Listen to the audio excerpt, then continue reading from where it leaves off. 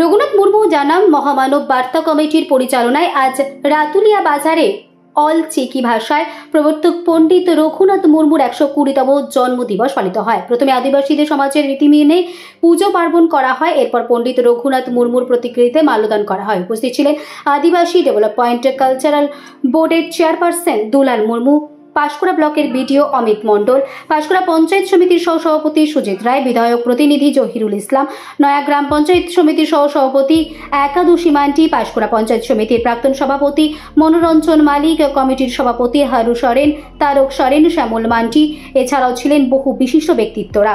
অলোক চিকি ভাষায় প্রবর্তক পণ্ডিত রঘুনাথ মুর্মুর 120তম জন্মদিবস ও অলোক চিকি লিপির 100তম বর্ষপূর্তি অনুষ্ঠান হলো আজ। আদিবাসীদের রীতি মেনেই প্রথমে আমরা পূজার্চনা করা হয় এবং তারপর উপস্থিত অতিথিরা পণ্ডিত রঘুনাথ মুর্মুর প্রতিকৃতিতে মাল্যদানের মধ্যে দিয়ে অনুষ্ঠান শুরু হয়।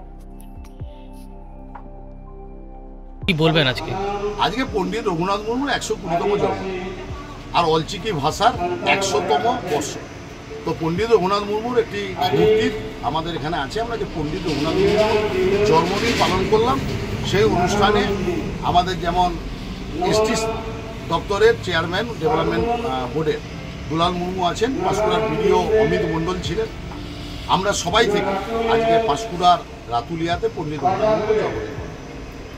তেহেই নয়া প্রোগ্রাম সাপড়াও জানে আকাদা আমরা ফুলের তোড়া দিয়ে বরণ করে নিচ্ছি সুজিত কুমার রায় মহাশয়কে আমাদের এই কমিটির পক্ষ থেকে।